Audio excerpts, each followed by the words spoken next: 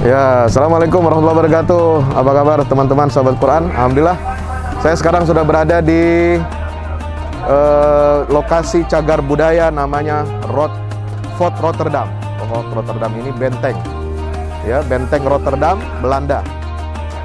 Ya, benteng Belanda yang dulu disinilah tempat bertahannya VOC menghadapi gempuran serangan dari Sultan Hasanuddin. Ya, kita akan lihat masuk ke dalam. Ini mirip seperti benteng yang ada di Jakarta, ya. Museum Jakarta.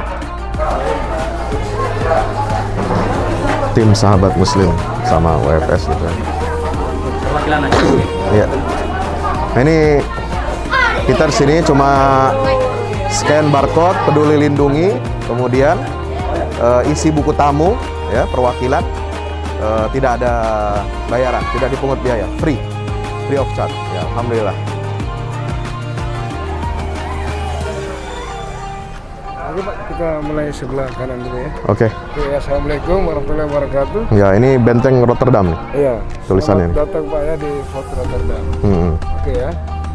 Di benteng ini Bapak ya awalnya didirikan oleh Kerajaan Goa. Kerajaan Goa. Ya, pada tahun 1545.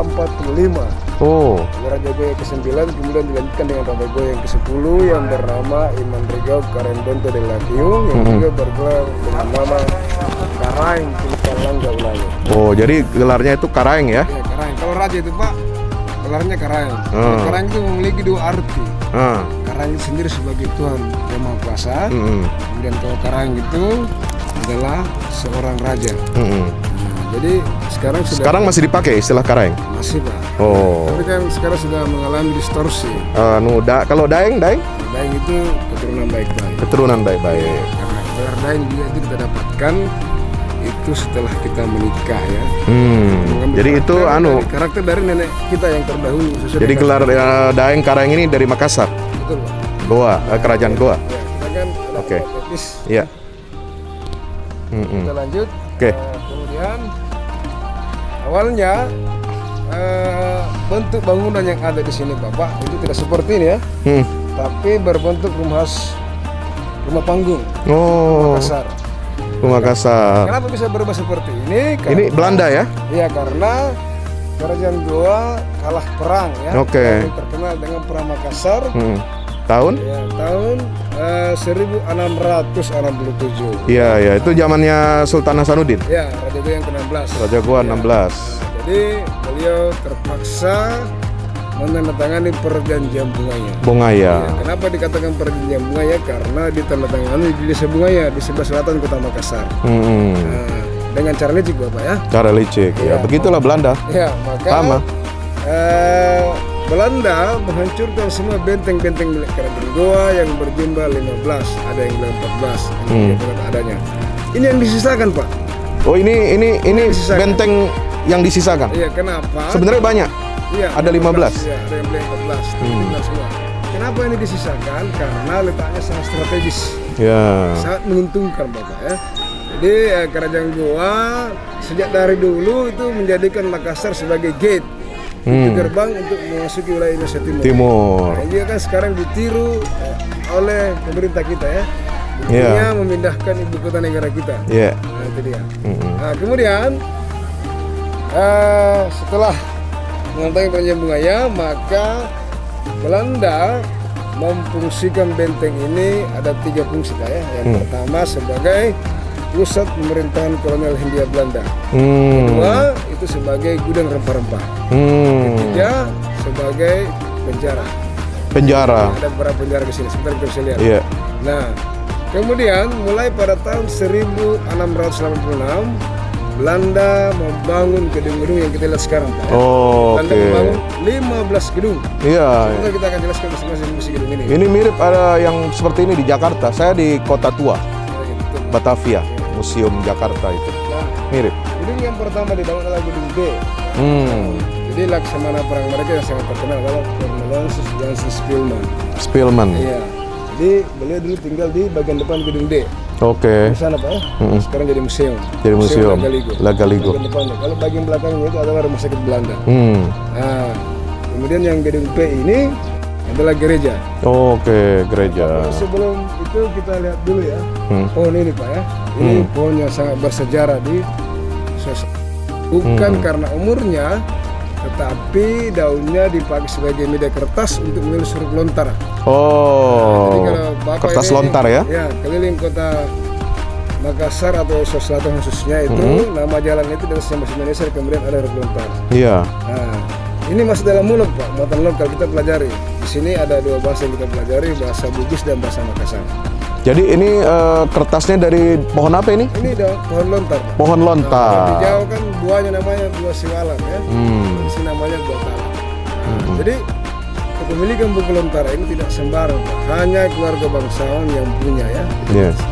Dikeringkan dulu lalu terus pakai benda tajam lalu diuntai ya. Termasuk yang nulis apa kisah Lagaligo itu? Oh, kalau Lagaligo Itu abad keberapa termasuk, itu? Ya. Kalau Lagaligo itu ceritanya Pak itu duluan ya. Tapi itu dibukukan pada saat Kerajaan Goa menciptakan melalui penasihatnya Daim Pamatte. Itu yang menciptakan huruf lontara. Ada 3 lontara yang diciptakan ya. Pertama lontara kuno, hanya orang-orang tertentu yang bisa bacanya. Dan yang kedua lontara yang berbicara tentang maksudnya agama Islam di sini. Yang ketiga lontara yang kita pelajari sekarang yang sudah dimodifikasi. Ya. Jadi kalau kita dapat nilai bagus, ya tinggal Saya kemarin di Museum Nasional Jakarta dapat hadiah buku Islamisasi Bugis. Ya. Itu catatan dari kisah epik Lagaligo itu. Iya betul Pak. Iya. Yang nulis orang Makassar juga Andi siapa namanya? Ahmad. Ya, Andi Ahmad. Lagaligo itu memang kisah yang terpanjang Pak di dunia. Yuk sambil jalan.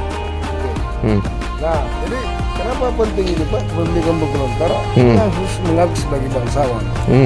Harus punya kitab lontara ini. Iya. Karena di kitab lontara itu ada 3 hal yang penting. Pertama sosial keluarga, kedua harta kekayaan keluarga, kemudian siapa-siapa yang boleh kita nikahi. Iya. Nah, sebelum itu Pak, kita lihat dulu ini ada bastion ya. Apa ini bastion? Bastion ini adalah tempat untuk menerima tamu-tamu yang tertuliskan namanya. Bastion Bacan. Nah, di sini ada 5 bastion, ada Bastion Bacan, Bastion Aboina, Bastion Mandarsa, Bastion Butuan, dan Bastion Bone. Oh, jadi ini macam wisma atau tempat penginapan? Ya, Bastion itu. ini kan dulunya yang kelima bastion ini kan di bawah naungan Kerajaan Goa, tapi karena Kerajaan Goa telah perang maka diambil oleh Belanda. Yang oleh Belanda. Nah, kemudian Pak ya, luasnya benteng ini hampir 3 hektar. Ya, lebih luas sedikit lapangan Karabosi. Kalau lapangan Karabosi 4 hektar. Iya. Sini Pak. Iya. Nah, jadi nama benteng ini ada 4 Pak. Ada yang sangat menarik satu namanya nih. Yang pertama adalah Benteng Kotanya. Kenapa dikatakan Benteng Kotanya? Karena lokasi benteng ini di pusat kota Makassar. Nah, kemudian yang kedua Benteng Ujung Pandang. Nah, ini yang sangat bersejarah. Kenapa dikatakan Benteng Ujung Pandang? Karena di depan benteng dulu ini banyak dipenuhi oleh pohon pandan. Ya. Maka disebut awalnya Ujung Pandang dan kemudian menjadi Ujung Pandang. Nah, kata Ujung Pandang ini pernah satu kali menjadi nama ibu kota provinsi ini. Ya, karena awalnya kan Makassar. Ya, Makassar. Kemudian pada tahun 1970 melalui wali kota kita yang sangat fenomenal yang juga seorang anggota TNI yang bernama Muhammad M. Patompo merubah nama Makassar menjadi Ujung Pandang. Ujung Pandang karena permintaan investor. Karena itu keadaan kota Makassar sangat carut marut ya, kotor ya kayak kota mati. Lalu dipanggil beliau untuk menuntaskan persoalan ini. Nah, dipanggillah semua aset-aset kota Makassar untuk menjawab tantangan ini. Nah, di mana para investor, wartawan dan sebagainya. Cuma satu permintaan para investor, ya boleh dibantu tapi harus ganti namanya. Tergantilah namanya menjadi Ujung Pandang. Jadi yang lahir tahun 1970 sampai 1999 itu arti kelahirannya Ujung Pandang. Iya, betul. Nah, nanti pada tahun 2000 dikembalikan lagi namanya Pak. Iya, Ya, oleh mantan wali kota kita Ilham Arif Sirajuddin. Iya. Kenapa? Karena mengingat arti penting sejarah Makassar. Historis ya. Jadi Mangkasara itu Mangkasara. dari 2 kata Pak ya, Mang dan Akasara. Mang itu menjadi, Akasara itu muncul, nampak dan eksis. Apa yang menjadi nyata? Turunnya agama Islam. Jadi Islam itu turun di utara kota Makassar. Itu juga yang menjadi cikal bakal ya hari lahir dari Ujung Pandang. Ujung Pandang. Desa ini. Tanggal jadi, hari lahirnya? iya, tahun 1600 ya. Itu 1969 ya. 69 ya. Nah, jadi raja pertama yang meluk agama Islam adalah Iman Radia dan Mangrangi, Raja Goa yang ke-14. Nah, jadi ada juga sedikit kemelut dalam kerajaan Goa karena anak Raja Goa yang ke-6, Parayantu Tangkat Lopi, itu punya 2 putra, masing-masing punya ambisi jadi raja. Nah, melihat fenomena ini maka dibagilah kerajaan menjadi 2. Nah, yang tua itu tetap di selatan memerintah di kerajaan Goa namanya Batara Goa, dan yang di utara itu Karaeng Loe Seru. Nah, jadi pada kemunculan kerajaan kembar ini itu mereka saling berperang. Lalu didanakanlah kedua orang tuanya. Maka dicapailah kesepakatan ya. Kesepakatan di Goa tetap menjadi raja, di utara itu menjadi Mangkubumi alias Perdana Menteri. Perdana Menteri. Nah, jadi di saat itu capailah puncak kejayaan kerajaan Goa. Juga pada kala itu muncul peribahasa ya. Hua Somba Se Reata. Jadi 2 raja, kerajaan kembar 2 raja, tapi 1 rakyat. 1 rakyat. Jadi disatukan oleh orang tua mereka. Orang tuanya. Kemudian nama yang berikutnya adalah Benteng Panyua. Kenapa dikatakan Benteng Panyua? Karena kalau lihat dari atas ini seperti penyu yang sedang merangkak kelapa. Yang mengindikasikan bahwa kerajaan Goa adalah kerajaan maritim berdasarkan cerita dari Lagaligo. Kemudian nama yang terakhir yang tidak kalah penting adalah Fort Rotterdam.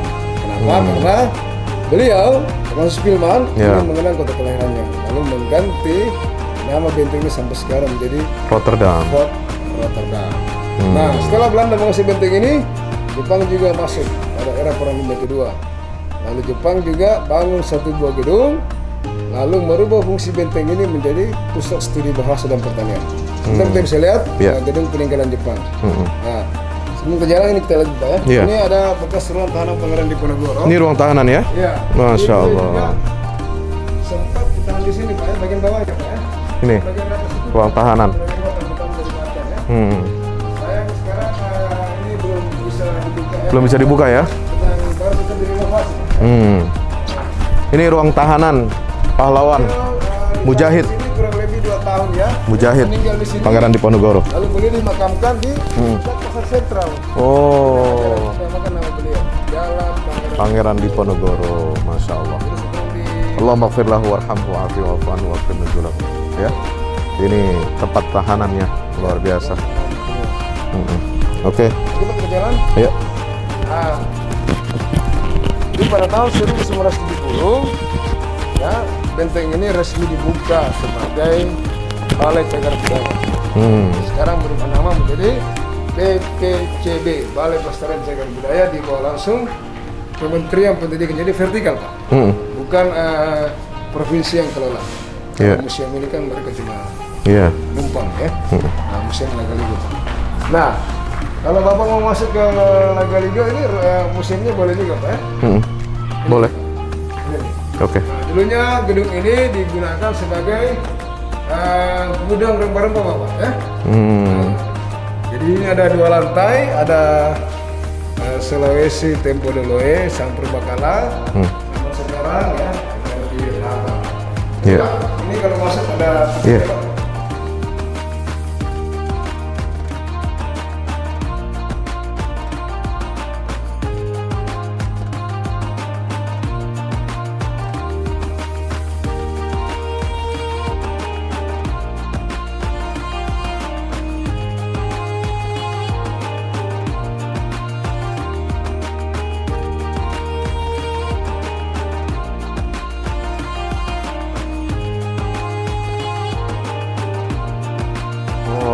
ini dulunya adalah kantor wali kota pada era pemerintahan kolonial Hindia Belanda. Nah, sekarang kita naik dulu di atas dari kura-kura sebelah kiri bagian belakang.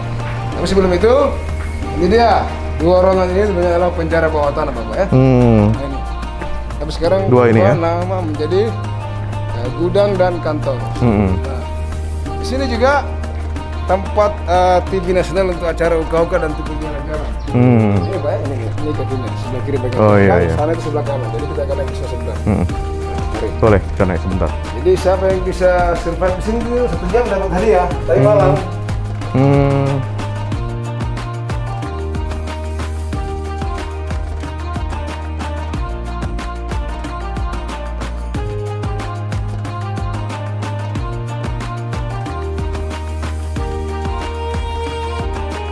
Nah ini Pak ya, di setiap ruangan itu ada 2 cerobong asap ya. Tapi cerobong asap ini tidak berfungsi sebagai cerobong asap, tetapi ada sumber yang mengatakan bahwa ini adalah tempat untuk akses pemberian makanan bagi para tahanan. Oh, ini cerobong asap nih, Sar. Ya, setiap ruangan ada 2 ya. Ada 2 ya.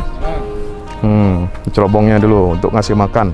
Ya, jadi siapa yang ditahan di bawah adalah bumi yang menentang Belanda. Nah, sekarang kita lihat kontur TNI-nya sebentar Pak, mari. Oke. Nah, ini dia. Tinggi tembok bentengnya ini yang tertinggi itu 9 meter, dan yang sana itu 7 meter Pak ya. Nah, lebarnya itu 2 meter. Lebar di sini. Sampai sini nih. Di sini Pak. Oh, yang ini. 2 meter ya. Nah, kemudian batu-batunya ini diambil dari batu dari Sungai Maros. Batu panjang 120 cm dengan ketebalan 20 cm. Nah, ada 2 material yang digunakan untuk merekatkan batu itu dengan batu yang lain. Ya. Yang pertama adalah tanah liat, yang kedua adalah telur ya. Iya. Tapi material yang kedua ini ya agak sulit oleh para arkeolog yang terpol ya. Ini kan hampir 3 hektar. Iya. Lah berapa banyak? Berapa banyak telur? Nah, Mungkin dulu khusus dibuat peternakan unggas khusus buat bangun. Nah ini batu-batu yang digunakan ini Pak sudah banyak yang diganti Pak ya. Oh gitu ya. Diganti. Yang asli itu bagian bawah. Bawah. Oke Pak, sekarang kita jalan ke sana ya. Kita turun ke bawah. Ya.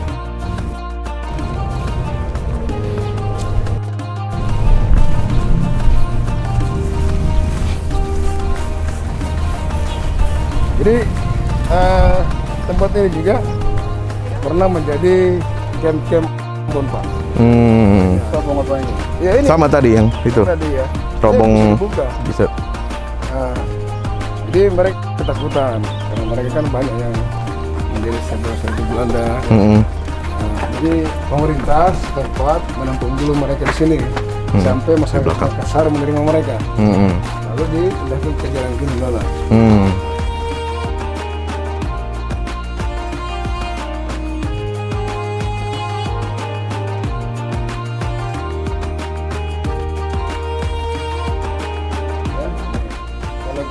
Kalau ke sana itu bisa masuk di Museum Karaeng Patinggaluan. Ya, anak dari Raja Tallo ya, yang bernama Macangke Bogori Tallo, itu gelarnya. Nah, beliau bernama Sultan Abdullah Awal Islam. Jadi saat Raja Goa ke-14 itu menjadi Raja Goa yang memiliki Islam pertama, itu Mangkubuminya adalah beliau, Macangke Bogori Tallo, ya, atau nama beliau itu Imalingkai de Nyondre yang bergelar Sultan Abdullah Awal Islam. Beliau yang pertama orang masuk Islam. Statusnya Raja Tallo. Oh, Raja Tallo. Ya.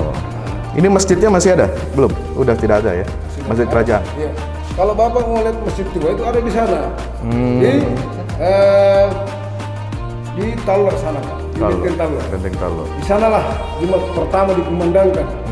Di sana. Kalau Bapak ke sana itu ada di sebelah timurnya. Nah, ini dia Pantai Bira Pak ya. Malaka dan Makassar. Ya. Ini Pantai Bira. Hubungan dagang. Jadi Bira juga ini daerah destinasi. Nah, di sinilah ceritanya beliau ya. Bersama beliau itu Lagaligo ya. Jadi Lagaligo itu kan bermula dari cerita dari Sawari Gading ya. Jadi sarinya. Jadi Sawari Gading adalah seorang pangeran dari Luwu. Beliau mempunyai saudari perempuan yang bernama Wetel Reabeng. Tapi pada saat itu mereka tidak dipertemukan. Nanti secara tidak sengaja beliau bertemu saat mereka dewasa. Lalu beliau menaruh hati kepada adiknya yang ingin menikahinya. Saya dilarang. Iya. Lalu beliau diarahkan ke negeri Chinese. Berangkat oleh beliau ke negeri Chinese, singkat cerita, bertemulah dengan putri bangsawan Cina yang bernama Wei Chudai. Akhirnya mereka menikah. Hasil dari pernikahan mereka lahirlah Ila Galingo. Oh. Ini sudah mendapat juga penghargaan dari UNESCO dalam kategori Memory of the World. Memory of Sudah the World. berapkan di kertas sana. Ini bersama sana lihat. Iya. Nah, ini ada berapa ini tempat pembuatan perahu ini? Oh, perahu pinisi. Ya, menurut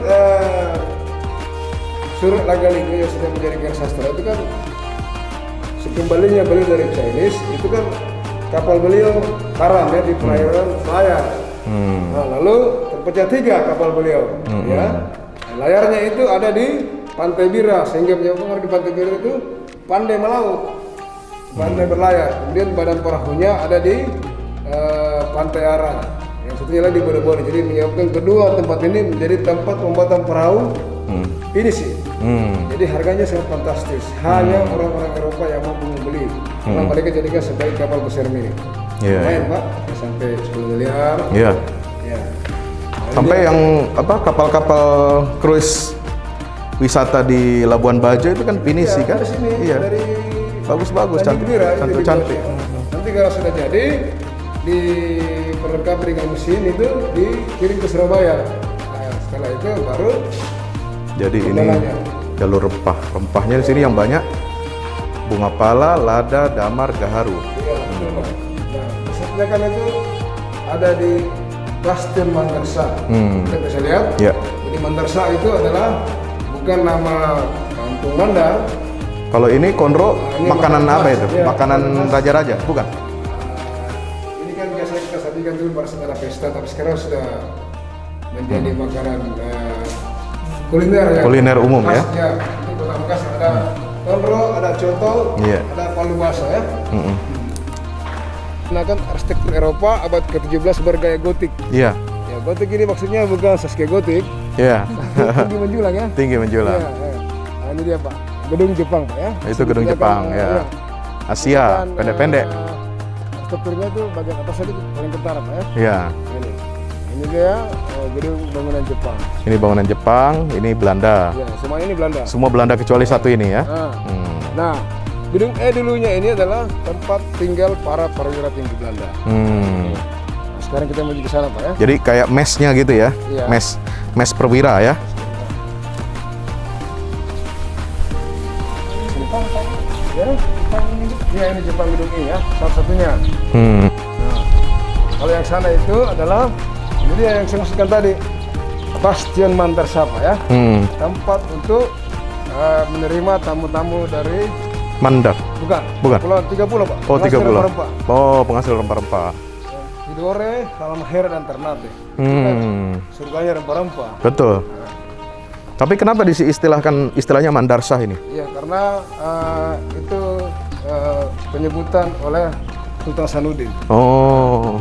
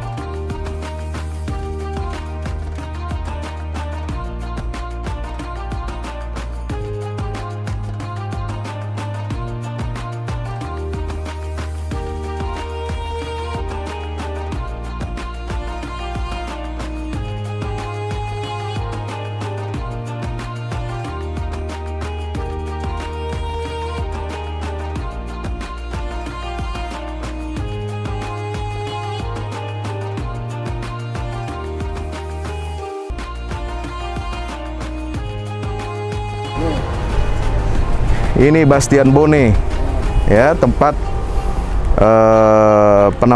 penerimaan tamu-tamu raja dari Bone. Ini tinggal sisa tiangnya aja nih, tiang pintu gerbangnya. Luar biasa. Ini kita berada di Benteng Rotterdam yang mirip seperti struktur kura-kura. Nah, ini kepalanya. Nah, tengahnya, di kanan sana kakinya. Ya. Yuk, kita lanjut.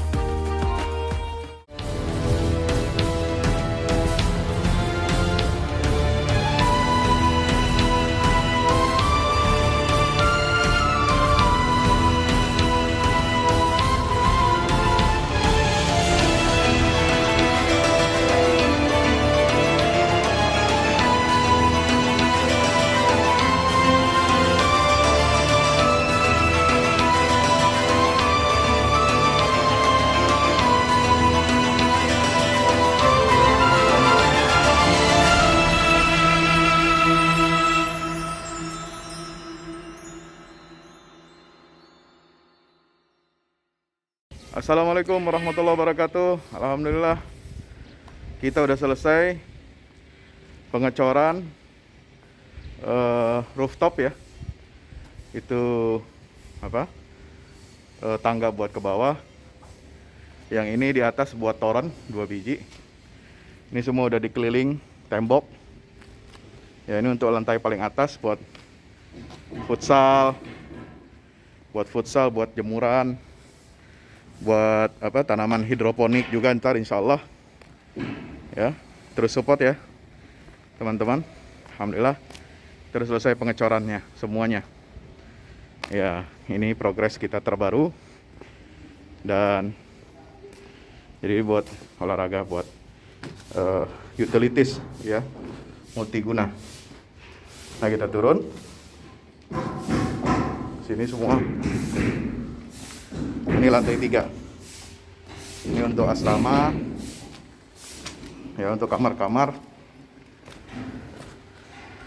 Untuk kamar-kamar dan nah, di situ musola. Nanti di situ musola ya. Ini kamar-kamar dan musola buat santri-santri tahfiz kita insya Allah.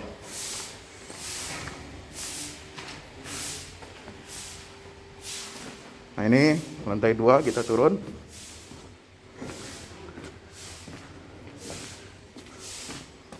Ini untuk kelas-kelas ya. Kelas-kelas tahfidz, kelas-kelas tadabbur. Insya Allah mau udah jadi. Alhamdulillah dengan dukungan antum semua. Nah, tinggal ke bawah, di sini buat aula. Aula semua di sini ya.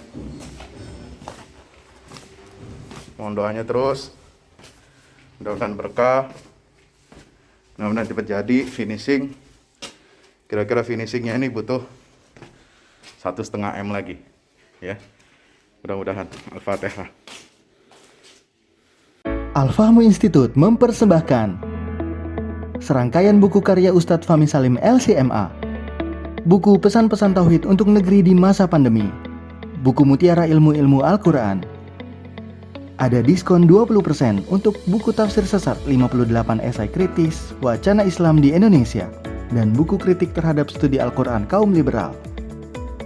Anda dapat memesannya melalui layanan WhatsApp di nomor 0877 063 7192 dengan format pemesanan ketik nama, alamat lengkap, nomor handphone, dan jumlah buku yang diorder.